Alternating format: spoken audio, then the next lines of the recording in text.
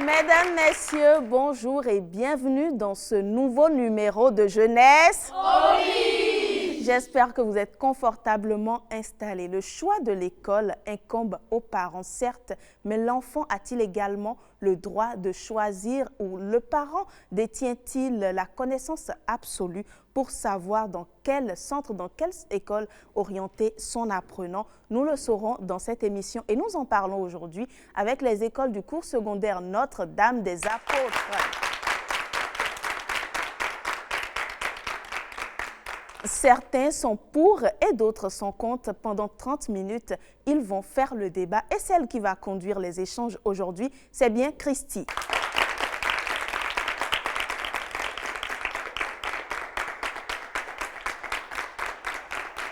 Bonjour Christy, comment vas-tu? Bonjour, je vais bien. Alors, tu as 30 minutes avec tes camarades, mettez-vous à l'aise, vous allez faire le débat et moi je suis à côté, je vous retrouve juste après, ce sera dans Entre nous. Ce soir, on va débattre sur la justesse que nous avons à choisir nous-mêmes nos futurs centres d'éducation. À ma droite, il y a celles qui sont pour et à ma gauche, celles qui sont contre. Les filles qui sont pour, d'après vous, pourquoi est-ce qu'on devrait avoir le droit de choisir nous-mêmes quelle école on va faire? Oui? Merci Christy, je me nomme Saint-Jamélie, là, en classe de terminale B. Déjà, pour moi, l'enfant a le droit de choisir l'école où il se fera former. En premier lieu, l'enfant est un être à part entière. Il a des décisions à prendre, il a des choix à faire au cours de son développement.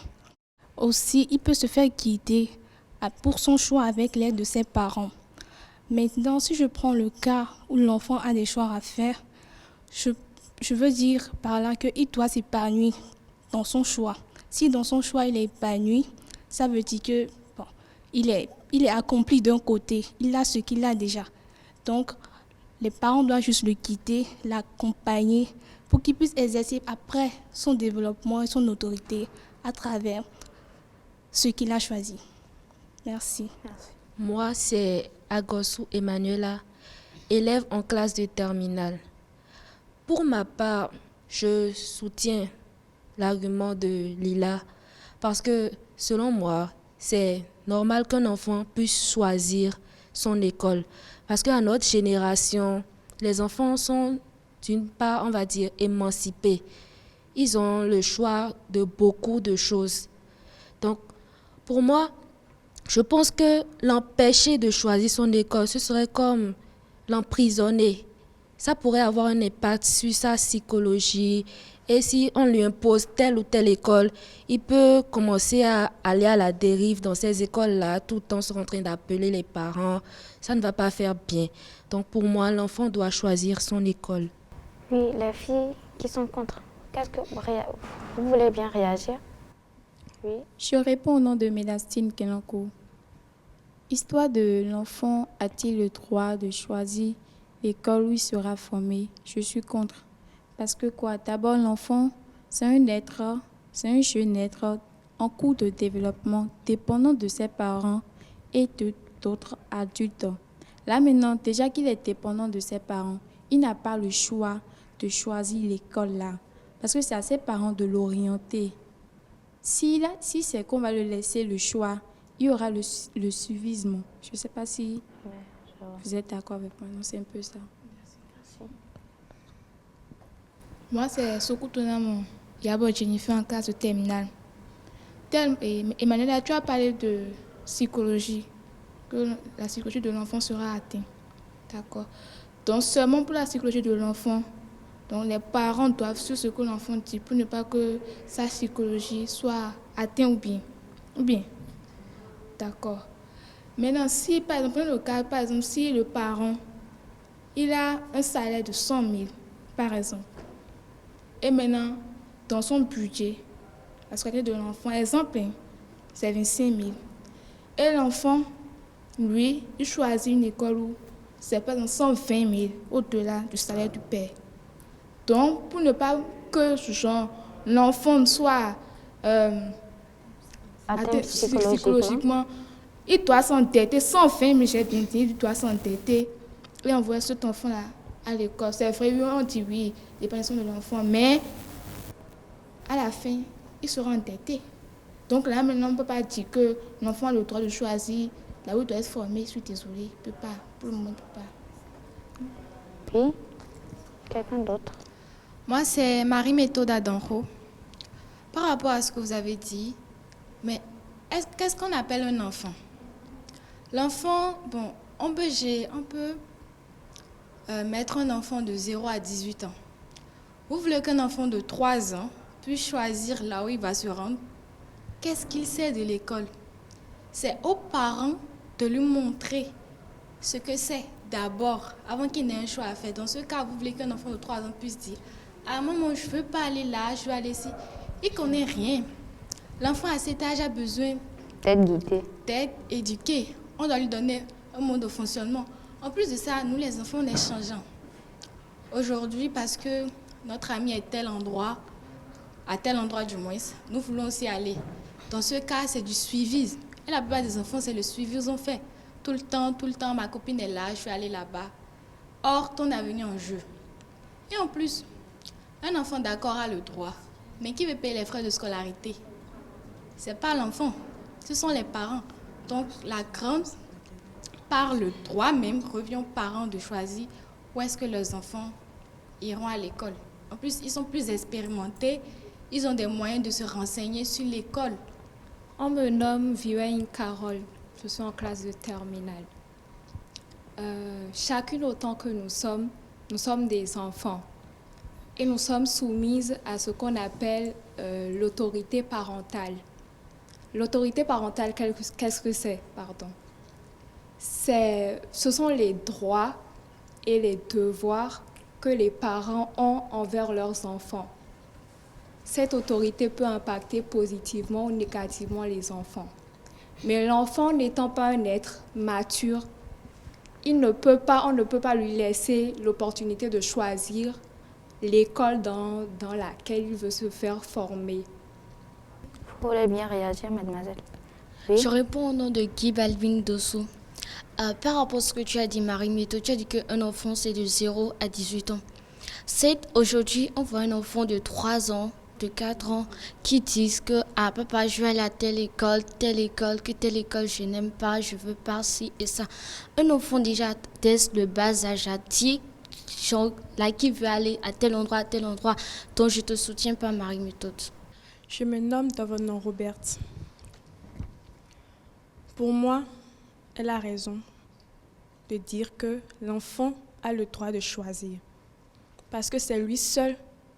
Il est venu dans un monde et maintenant, le monde d'avant n'est pas le monde d'aujourd'hui. Il y a des réalités auxquelles il est confronté et c'est lui seul. Il sait, il connaît ses capacités, il connaît ses aptitudes, son comportement, là où il se sent vraiment à l'aise. Donc, je vais prendre d'abord un exemple d'un enfant qui, on sait qu'il a les aptitudes en mathématiques, il doit travailler dedans, il est bon dedans, et il choisit, par exemple, après le bac, il ne désire plus continuer parce qu'on l'a forcément choisi là. Et il désire maintenant d'aller faire, comment je vais dire, de vendre des arts, de faire l'art, de dessiner, parce que c'est son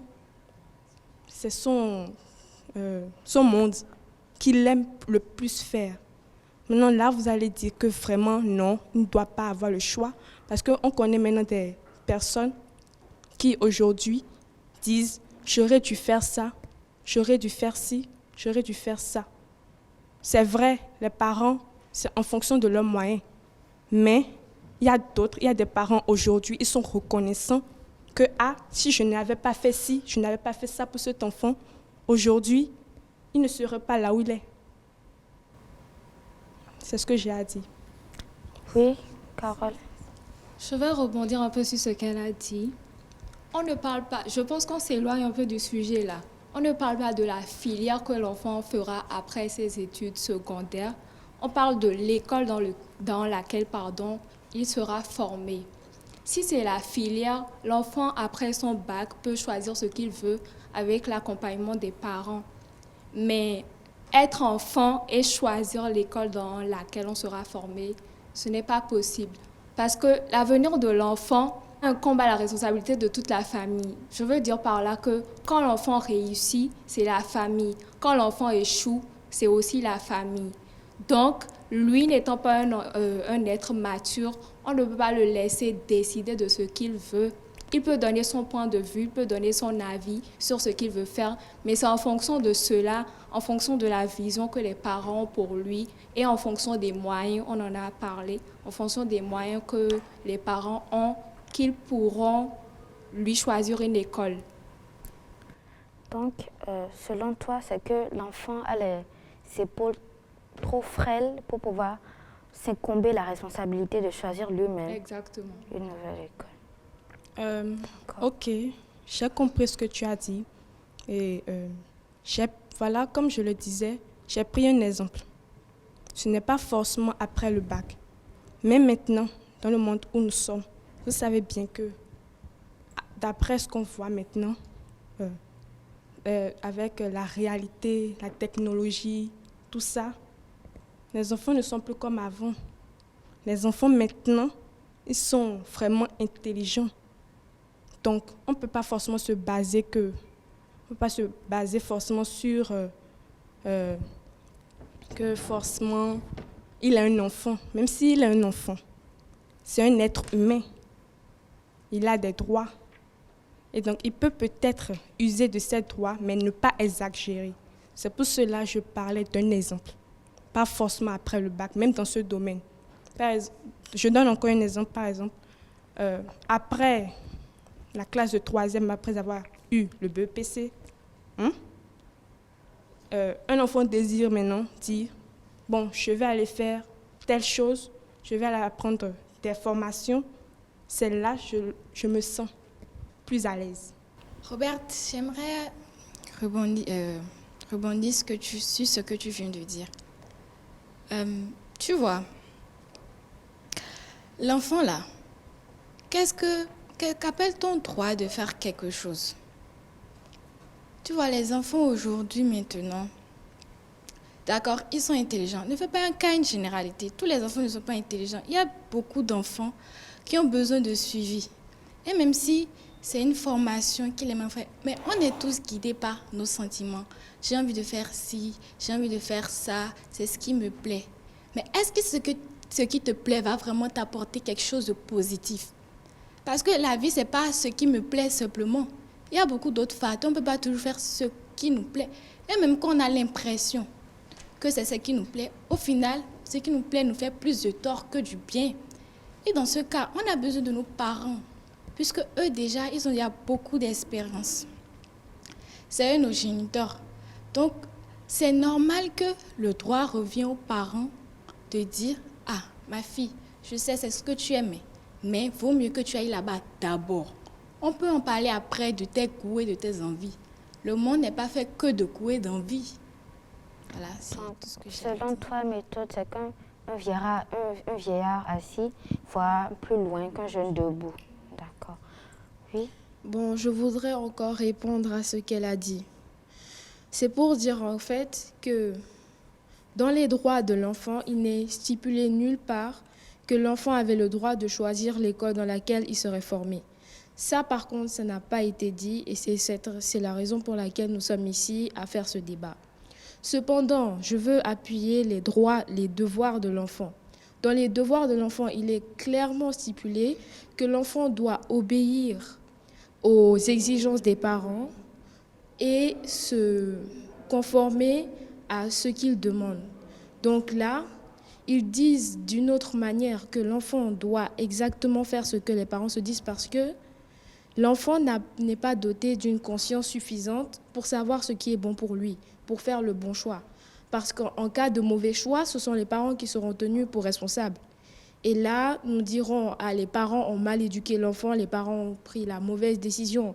Donc moi, je dis que c'est un risque de dire qu'on va laisser tout ça entre les mains de l'enfant, le laisser choisir où il ira. Encore, nous parlons des frais de scolarité. L'enfant dira où est-ce qu'il va. Est-ce qu'il se rend compte des frais de scolarité si l'école est chère? Prenons l'exemple de Montaigne. Si on demande à un enfant où il veut aller, il dit Montaigne. Supposons que le parent n'a pas assez les moyens de s'y rendre, mais il accepte quand même, vu que pour ne pas impacter sa psychologie, comme vous le dites. Donc, la personne, elle va amener l'enfant là-bas.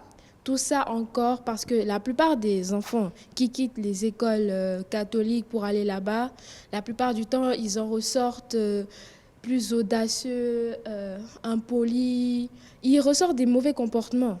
Du coup, là, après, on dit que les parents, ils n'auraient pas dû écouter l'enfant parce que l'enfant, lui, n'a pas de conscience, tout ça. Donc, je voudrais vous demander de répondre à cette question. Comment les parents sont censés se fier exactement à ce que dit, par exemple, un adolescent ou une personne, un enfant, sachant qu'il n'a pas assez vécu pour savoir ce qui est bien pour lui. Oui, quelqu'un? Merci beaucoup. Je veux revenir sur 2 points. D'abord, je vais revenir sur ma camarade Sokou Jennifer qui a parlé de ce que, des moyens des parents. Ok, je suis tout à fait d'accord, mais je ne pense pas qu'un parent verra son enfant qui accomplit peut-être, il a une passion. Par exemple, je prends chanter. Il instruit son enfant, il suit une éducation formelle à l'école. Il voit que l'enfant n'a pas des aptitudes en maths, en histoire, géographie, il ne fout rien, mais il a des aptitudes dans d'autres milieux comme chant, musique, sport, tout. Mais non, l'enfant demande à son père ou à sa mère, je veux faire telle école parce que je vois que le milieu là où vous m'avez mis, excusez-moi, n'est pas mon environnement, je ne me retrouve pas là-dedans. Maintenant, un parent qui est conscient, qui aime son enfant, qui veut le bien de son enfant et qui sait la passion son enfant a tout au fond de son cœur, je pense qu'il va faire tout son possible pour pouvoir placer son enfant dans des meilleures conditions.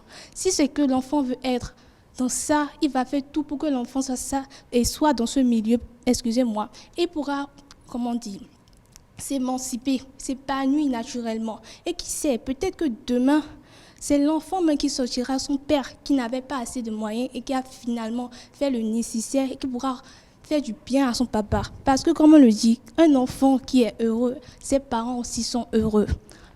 Tout en ayant la conscience, bien sûr, si l'enfant est conscient. Parce que ce n'est pas tous les enfants qui sont conscients. Donc, pour toi, Lila, le parent doit se plier en 4 pour pouvoir satisfaire le besoin de son enfant. Caprice. Je pense pas que ça soit une caprice. Est-ce que je peux dire ça, caprice? Non, je ne sais pas.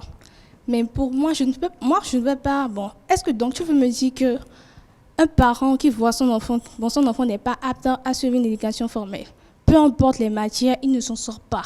Peu importe le parent doit laisser son enfant continuer ainsi. Il peut avoir peut-être, je sais pas, avoir des réputeurs dans toutes les matières, je ne sais pas, mais il ne fout toujours rien. Il est passionné par autre chose. Doit-on l'obliger, l'imposer ce qu'il doit faire? Non. Tu sais pourquoi? D'accord. Parce que c'est vrai, tu as dit que l'enfant, que s'il n'est pas à l'aise dans son domaine et qu'il ne fout rien, ne peut pas lui imposer de rester là. Ou bien, il va sombrer. D'accord. Mais au final, soyons réalistes. La décision revient à qui? Aux parents. Ou bien. Donc, même un parent ne peut jamais vouloir du mal de son enfant. Donc, même s'il lui impose quelque chose, il a une idée derrière la tête et c'est pour sûrement le bien de son enfant. Donc, même si il voit que l'enfant, qu'il est en difficulté, qu'il ne peut pas supporter, Et que si l'enfant s'approche de lui pour lui dire que papa, je ne peux pas, mais je vois que t'es. Mais sur un coup de tête, il ne peut pas dire oui. Il va réfléchir, oui, d'accord. Tu as des idées, donne-moi tes idées. L'enfant dit, tu crois qu'aucun parent veut choisir une école pour son enfant? Ses parents comme ça se lèvent, non. Il peut prendre peut-être 4 écoles. Et il va voir, comme Carole a dit, il va voir en fonction des besoins de son enfant. Parce que chaque parent sait comment son enfant est. Si son enfant est bizarre, il n'ira pas dans une école bizarre. Donc, en fonction des comportements de son enfant, il peut cibler des écoles, analyser les écoles et choisir. Mais finalement, la décision revient à qui? Au père. Même si, bon, ça entre dans le cadre. Si l'enfant veut être, comme tu as dit, je sais pas, c'est la musique, tout. Mais il ne va pas seulement pas prendre une seule école de musique. Il va apprendre plusieurs, examiner. Mais en fin de compte, c'est le père qui décide. Là, maintenant, bon. Oui, quelqu'un pour compléter? Lila, j'aimerais revenir sur ce que tu as dit.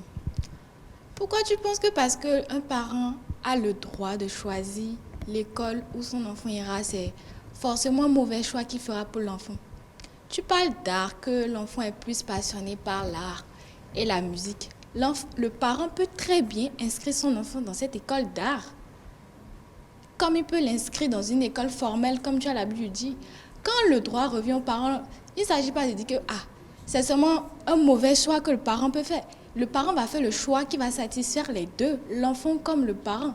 Donc pourquoi tu sors comme argument que si l'enfant, le papa, les parents ont le droit de choisir, c'est forcément là où l'enfant ne veut pas qu'il ira. Au contraire, le parent, il va mettre là où son enfant est capable de ramener les meilleures notes possibles, les meilleures prestations possibles. Donc, je pense que tu devrais renoncer à cet argument. Ok, les parents, mais je ne pense pas que ce soit tous les parents. Chacun a sa vision de voir les choses. Les parents, il y a certains parents qui ne veulent pas, qui ne voudraient même pas que les enfants s'attachent à ces arts ou bien à ces zombies. Voilà, à ces zombies. Pour eux, c'est impossible. Le chemin, les parents disent, le chemin que moi j'ai pris, c'est ce chemin que toi tu dois prendre. Nous ne sommes plus dans l'ancien temps, non. Nous sommes dans une nouvelle génération. Nous aussi, on peut avoir raison des fois. Parce que c'est vrai que les parents ont des décisions à prendre sur nous. Mais si ce parent aime son enfant, il veut du bien aussi, il veut du bien de son enfant. Et son enfant aussi a une éducation qui respecte.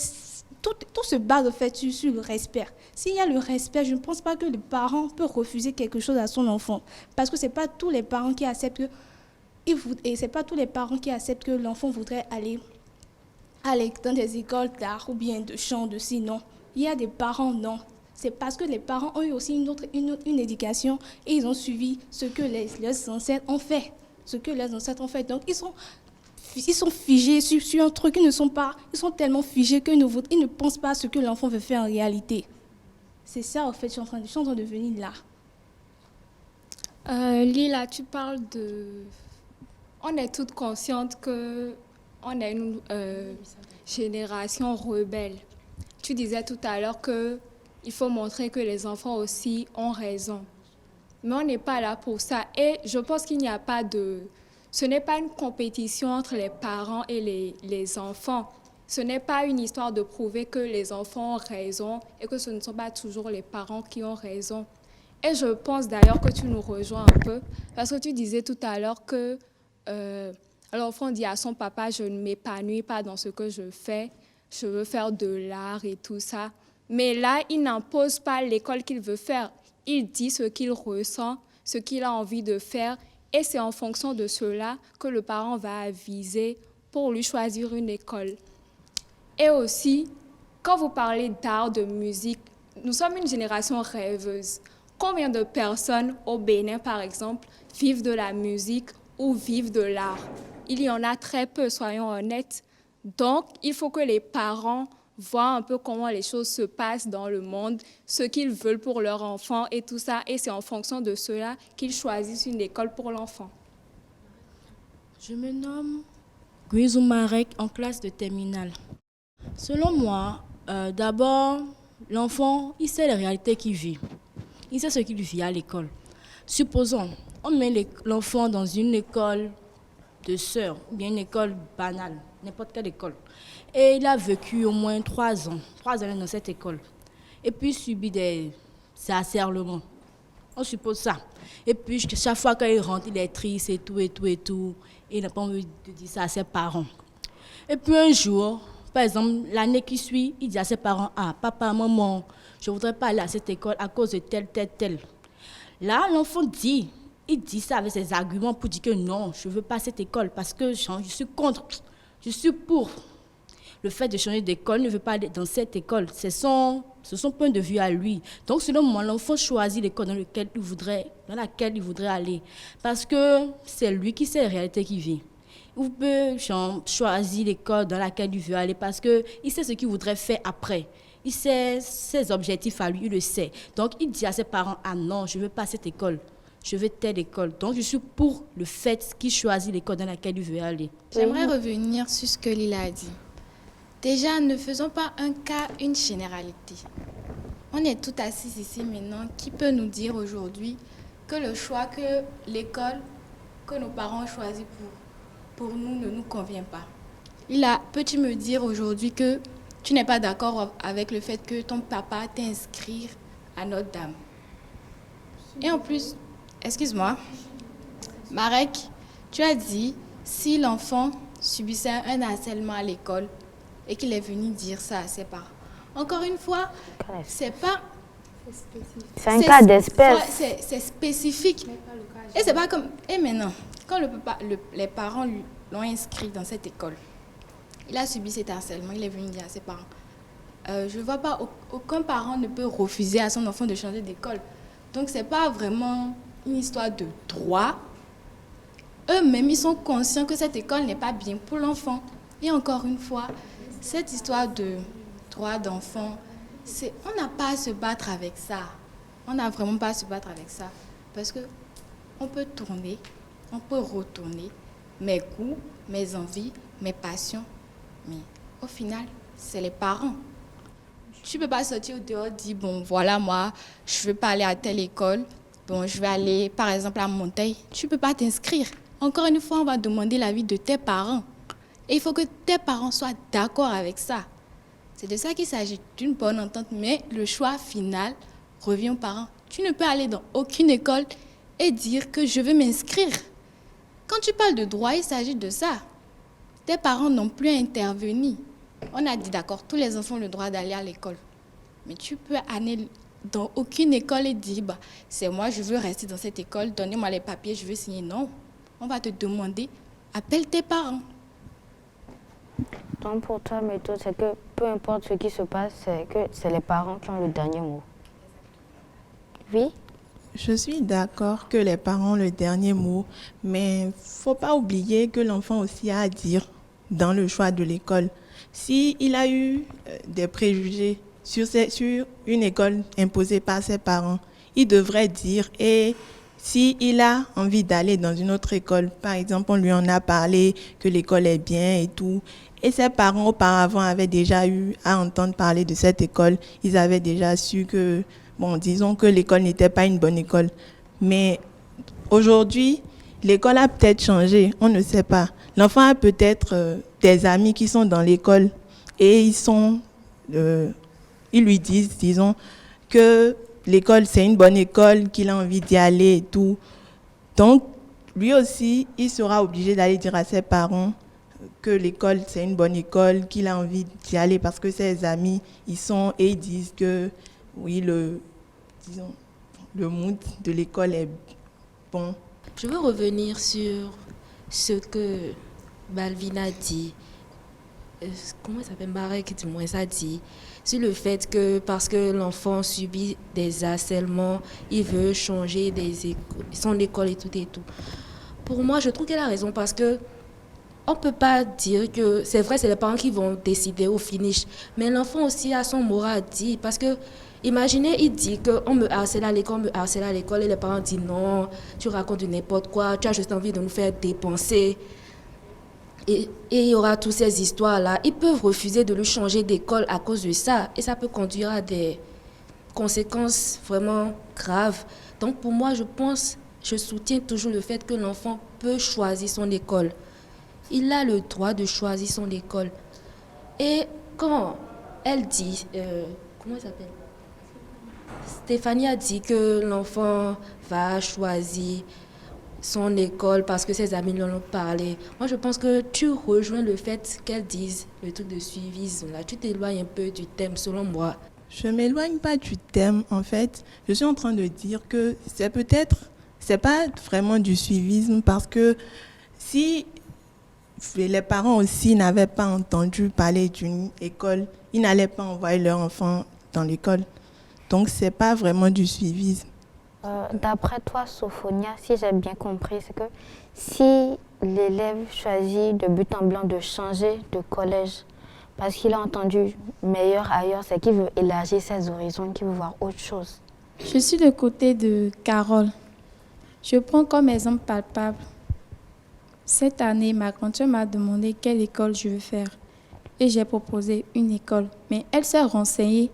Elle a vu que ce n'était pas bon pour moi parce qu'elle connaît sa sœur. Elle sait de quoi je suis capable. Mais elle a préféré telle école pour moi. Donc, je vais dire que le choix revient aux parents. Mais là, moi, je ne te rejoins pas. Parce que tu as dit que tu as préféré telle école. On a dit de faire une école. Là, on t'a imposé ça.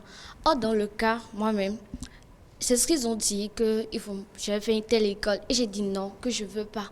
Que l'école, là, ça ne me convient pas. Avec tout ce qui se passe dans l'école, ce n'est pas une école pour moi. Ce n'est pas du tout une école pour moi. Et au final, j'ai dit, je veux faire telle école, telle école. Et ils ont dit, d'accord, que je vais faire l'école là. Tu vois, donc le choix revient à l'enfant de choisir là où il doit faire. Non, en fait, le choix revient à l'enfant.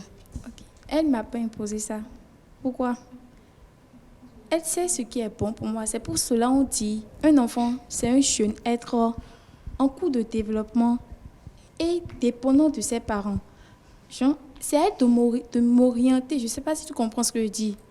Elle ne m'a pas imposé ça. Elle sait ce qui est bon pour moi. Pour conclure, on va dire que le choix de nos futurs centres d'éducation ne révèle pas seulement de nous. Il faut qu'on s'asseye avec nos parents et qu'on parle. Il faut qu'un dialogue soit établi et que les deux camps choisissent ce qu'il y a de meilleur. Nous invitons maintenant la journaliste.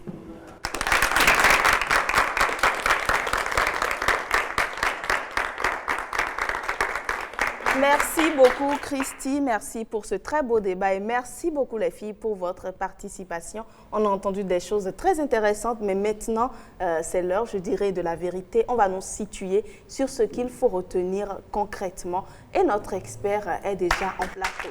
Monsieur Raga, ressentons le débat.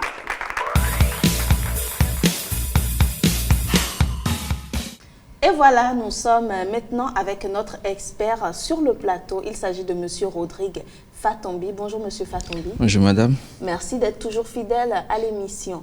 Alors vous êtes docteur en sciences de l'éducation. Vous avez également suivi le débat. Qu'est-ce que vous avez à dire? Beaucoup de choses ont été dites par nos amis sur le plateau. Merci beaucoup téléspectateurs. Bonjour chers amis, bonjour et bienvenue. Je voudrais déjà féliciter, les amis sur le plateau pour l'échange, la qualité des arguments, que ce soit ceux qui sont pour, ceux qui sont contre. Je pense que chacun d'eux a quand même pu donner le meilleur pour pouvoir justifier sa position. Il faut déjà dire que mon point de vue ne viendrait pas forcément pour donner raison à un cas, mais c'est arriver à quand même recentrer le débat, la problématique du sujet.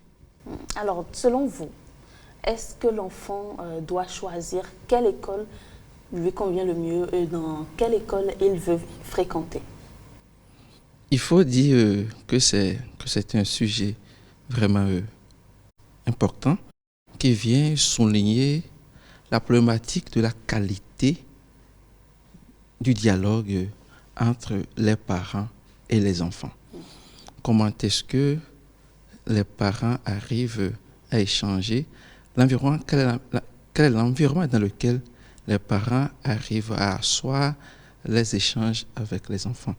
Parce que vous n'êtes pas sans savoir que l'enfant, certes, est enfant, Mais dans le même temps, c'est aussi un adulte en devenir, une personne en apprentissage qu'il faut soutenir, qu'il faut accompagner.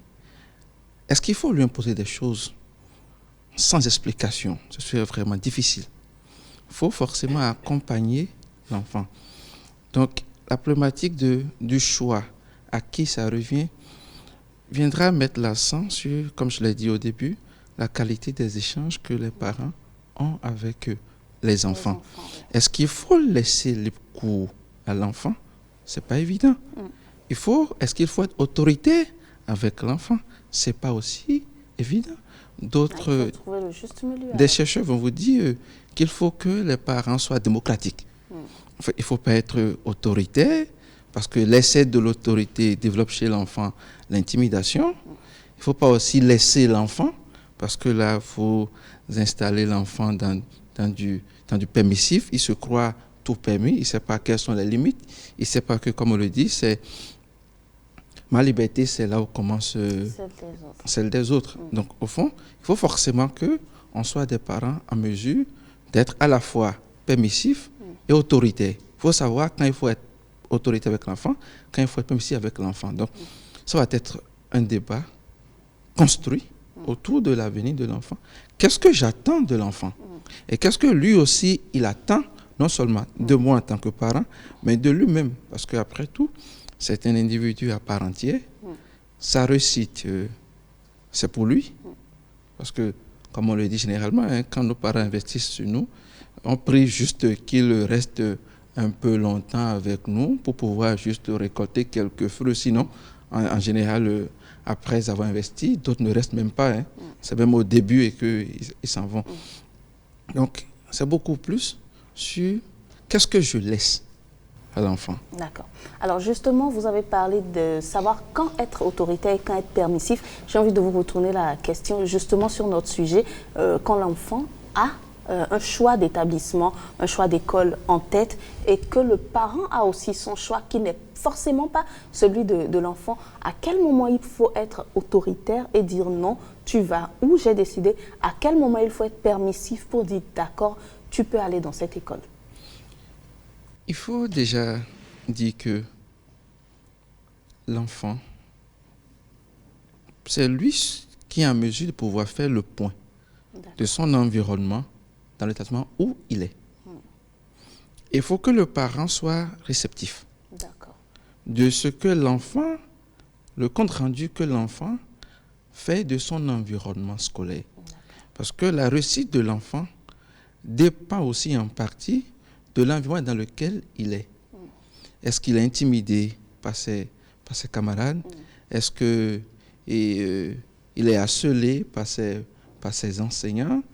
Est-ce qu'il y a des clans dans l'école? Parce que tout ça fait partie d'un environnement dans lequel, si l'enfant ne se sent pas en sécurité, ce n'est pas évident qu'il soit posé en classe pour pouvoir suivre les apprentissages. Donc, dans ce cas, il faut que le parent écoute son enfant pour pouvoir l'aider, pour pouvoir l'accompagner et que le parent soit en mesure de prendre des mesures. Est-ce qu'il faut se rendre dans l'établissement pour pouvoir discuter, se renseigner? Aussi se renseigner peut-être auprès des amis pour pouvoir s'assurer, parce que l'enfant peut aussi venir avec ses arguments, constituer son équipe, parce que vous n'êtes pas à savoir que les enfants sont très forts dedans. Ils considèrent leur équipe d'arguments pour venir vers les parents. Et là, ils vont vous dire en même temps, oui, papa, maman, demandez à Ins. Parce que l'argument est déjà construit. Tout à fait. Donc, il faut peut-être non seulement écouter ses peut-être amis, mais aller aussi se renseigner auprès peut-être d'autres parents d'élèves, pour voir est-ce que réellement ce que l'enfant est en train de souligner, est-ce que c'est parce que dans le groupe, il y aurait, comme on le dit, les têtes de pont du groupe qui veulent changer d'établissement. Donc, ils veulent forcément aussi que toute l'équipe les accompagne dans un autre établissement, parce qu'il y a aussi ça. Absolument. De l'autre côté, là où il faut que, c'est là où je disais que ça va dépendre de la qualité des échanges. On est tous d'accord que le parent veut un résultat de son enfant. Absolument. Et c'est beaucoup plus un parent qui voit que peut-être qu'il a réussi avec son parcours. Il voudrait aussi que ses enfants réussissent. Et dans ce cas, le parent est porté vers les établissements à résultats. C'est ça aussi. On veut voir quels sont les établissements qui ont des résultats. Absolument. Des résultats avec de la rigueur. Parce que si peut-être, je sais que mon enfant peut-être peut mieux faire, il peut peut-être mieux faire, et peut-être compte tenu peut-être de laisser aller dans l'établissement, le parent peut décider après renseignement de la rigueur, de la disponibilité, du suivi, de l'accompagnement au sein de l'établissement, dit que, écoute, l'année prochaine, je te change d'établissement. Parce que le parent attend un résultat. Il veut un retour sur investissement, si on pourrait parler ainsi. Absolument. Donc, quand ça vient comme ça, le parent est obligé d'imposer le choix. Parce que l'enfant a permis ça en réalité. Parce que si l'enfant, malgré tout ce que le parent fait, l'enfant se permet peut-être de ne pas fournir suffisamment d'efforts, ou l'enfant se permet peut-être de manquer les cours, alors de façon injustifiée, et que le parent se renseigne, il se dit, mais écoutez, peut-être compte tenu de l'investissement et compte tenu du résultat attendu de lui, je suis obligé alors de lui changer d'établissement. Dans ce cas, le choix va finir par s'imposer à l'enfant parce que lui-même, il a permis ça. Mais dans l'autre cas, il faut peut-être aussi écouter ce que l'enfant dit, de ce qu'il vit dans son milieu scolaire, échanger avec lui. Est-ce qu'il faut peut-être être avec lui pour pouvoir l'aider à surmonter les difficultés auxquelles il est confronté? Donc, c'est un peu ouvert. D'accord. Merci beaucoup, M. Fatombi. Je ne sais pas si nous avons déjà des questions dans le rang de nos amis. Non, pas tout de suite. Alors, j'aimerais savoir quand même de quoi est-ce qu'il faut tenir compte lorsque je suis un parent, j'ai envie de choisir une école à mon enfant. Est-ce qu'il faut consulter l'enfant avant ou est-ce qu'il faut que je me renseigne essentiellement et que je lui soumette ça, sans qu'il n'y ait aucun antécédent, bien entendu? Oui, il faut... c'est la période, par exemple, où il faut faire le point avec l'enfant. Pendant les vacances. Pendant les vacances, pendant les congés. Au cours de l'année scolaire, il faut à chaque fois faire le point avec l'enfant pour savoir quels sont les ajustements possibles à faire. Pour pouvoir lui permettre... Il faut que ce soit toujours une discussion ou le parent peut décider? Oui, c'est de la discussion que le parent, de la discussion avec l'enfant et aussi de la discussion avec l'établissement. D'accord. Parce qu'il faut, quand on parle d'implication parentale, il faut qu'il y ait une relation parent-enfant, mais il faut aussi qu'il y ait une relation parent-école. Et parlant de la relation parent-école, c'est l'occasion de dire aux établissements qu'il est important qu'ils soient ouverts aux parents. Des parents qui viennent demander non seulement se renseigner sur le travail scolaire de l'enfant, mais qui vont aussi se renseigner sur les comportements de l'enfant au sein de l'établissement. Parce que c'est aussi le comportement peut, si par exemple l'enfant se laisse dans des groupes à mauvaise influence, soyez-en sûrs que votre enfant brillant en début d'année va commencer par baisser de performance au cours du parcours scolaire. Donc, il faut forcément que le parent puisse non seulement discuter avec son enfant pour s'assurer de comment est-ce que ça va, quels sont les groupes d'influence, quel est l'environnement, quelles sont les influences de ses pairs sur elle ou sur lui, tout ça. Et aussi aller vers l'établissement pour pouvoir discuter, pour avoir idée non seulement des performances scolaires de l'enfant, mais aussi du comportement de l'enfant au sein de l'établissement pour qu'à la fin, à un moment donné, décision soit prise. S'il faut changer, il faut peut-être aussi changer, ou s'il ne faut pas changer, il ne faut pas forcément changer parce que, vous savez, changer un établissement pour l'enfant a aussi de l'influence sur l'enfant. Tout à fait. Parce que il y a ce qu'on appelle l'effet territorialisme. Parce que, étant ancien, oui, bien sûr. Étant ancien, je connais déjà les enseignants, je connais l'établissement. J'ai bien mes marques. J'ai déjà mes marques. Je sais comment m'organiser pour peut-être mieux affronter l'année prochaine. Mais changer d'établissement peut-être parce que j'ai bien envie, parce que au bureau ou quelque part un ami a parlé d'un établissement INS, moi-même je décide de pouvoir changer à mon enfant d'établissement parce que je ne voudrais pas qu'on puisse me dire que malgré mes moyens, je n'ai pas pu inscrire mon enfant dans tel établissement. Donc quand ça devient, disons, une guerre entre parents ou de l'envie des parents de pouvoir changer, ça pourrait aussi impacter là, parce que quand on change d'établissement, ça le fait un nouveau environnement. Voilà, un nouveau départ, un nouveau recommencement. C'est ça, il faut forcément qu'il puisse s'habituer à son environnement, qu'il puisse également se faire de nouveaux amis ou de nouvelles amies. Il faut qu'il s'habitue aussi également aux enseignants, savoir comment se comporter avec tel enseignant et quelle attitude adopter au sein de l'établissement. D'accord. Ok, merci beaucoup pour toutes ces explications. Il y a quand même quelque chose qui a été dit sur le plateau et sur lequel j'aimerais peut-être revenir. L'enfant qui malheureusement est confronté à une situation de harcèlement par exemple et qui veut changer d'établissement, peut-être que cette école est très productive, peut-être qu'il y a la rigueur nécessaire, mais qu'elle fait face à une situation pareille. Est-ce qu'il faut quand même partir de cette école ou est-ce qu'il faut plutôt dénoncer? Je pense que dans un premier temps, c'est de dénoncer. C'est de dénoncer et de travailler à ce que l'établissement puisse prendre des mesures et aller peut-être identifier les enfants déjà victimes de ce phénomène, mais qui n'ont pas le courage de parler. Mais aussi parce que quand un phénomène dans un établissement s'expose, il y a toujours, c'est un peu débat. Il y a des camps qui vont commencer par se moquer d'elle et tout ça.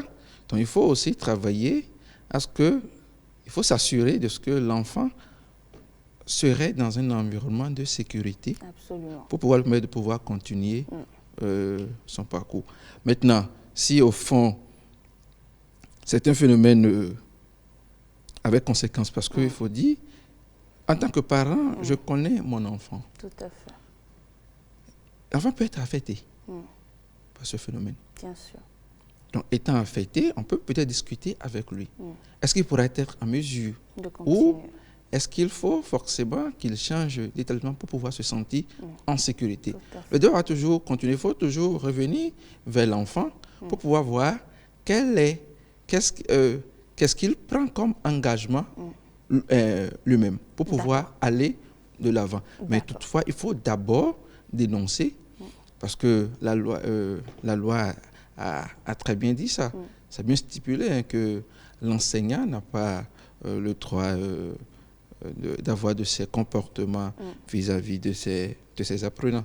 Il faut forcément dénoncer, mais tout en dénonçant, il faut attirer l'attention de l'établissement sur le travail à faire à partir de cet instant. Absolument.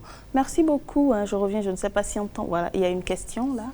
De ce que moi j'ai pu retenir de ce que vous avez dit par rapport à notre sujet, j'ai reconnu qu'il fallait de la communication entre le parent et l'élève quant au choix de l'école. Mais est-ce que finalement, le droit de choisir où l'enfant voudrait aller se faire former doit être partagé entre le parent et l'élève, ou il revient finalement aux parents de décider? Est-ce que ce droit doit être partagé finalement? Oui, il faut partir du principe que ce droit de choix doit pouvoir être partagé. Parce que le parent peut bien avoir envie que son enfant change d'établissement. Mais il y a aussi une autre problématique, les ressources. Il faut aussi être en mesure d'expliquer peut-être à l'enfant que je voudrais, peut-être que j'accepte bien ton choix, mais compte tenu des ressources actuelles, ce n'est pas peut-être évident que je puisse te le faire. Peut-être dans 1 an, dans 2 ans, je pourrais me préparer pour que quand tu sois peut-être dans telle classe, ça soit possible. Mais le parent peut aussi mettre en place un dispositif. Parce que c'est quoi? L'enfant aussi, peut-être, il se voit fournir mieux d'efforts. Le parent peut peut-être dire, bon d'accord, même s'il n'y a pas les moyens, je ne sais pas, là où nous sommes au quartier ou bien dans notre milieu, est-ce que tu as des amis qui sont dans telle école? S'ils sont peut-être, tu te rapproches d'eux, tu crées peut-être un lien avec eux pour ce qui est de les partages et échanges de sujets de classe, d'interrogations et de devoirs, pour que tu puisses aussi mieux acquérir ou bien mieux te renforcer. Peut-être qu'en allant travailler avec eux, peut-être que des notions qui n'ont pas été peut-être bien expliquées de ton côté ici, tu pourrais peut-être mieux les comprendre. Donc, au fond, ça va rester un sujet très ouvert.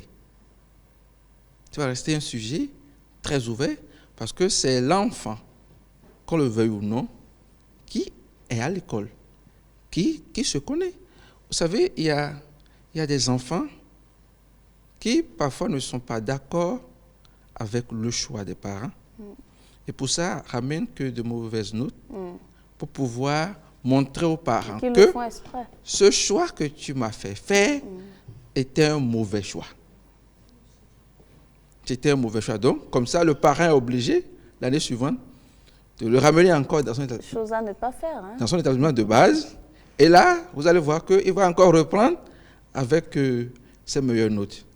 Donc, il faut toujours discuter, expliquer. Il faut convaincre l'enfant de ce qui justifie le choix. D'accord. Merci beaucoup. Je crois que nous avons également une question de ce côté. Vous avez parlé dans le cas de l'enseignement qu'on doit dénoncer ce professeur ou l'établissement. Dans le cas où on dénonce, et malgré ça, l'enfant reste toujours dans l'établissement.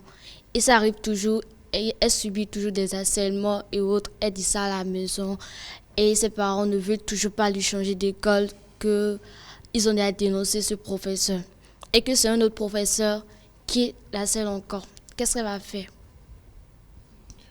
Non, je pense que j'ai dit au départ qu'il faut qu'il y ait, dans ce cas d'espèce, un dialogue franc entre l'établissement et le parent. Je viens d'énoncer un cas. Ça permet à l'établissement de pouvoir prendre des mesures fortes, des engagements forts, pour pouvoir protéger les enfants. Mais si je constate en tant que parent que le même phénomène reprend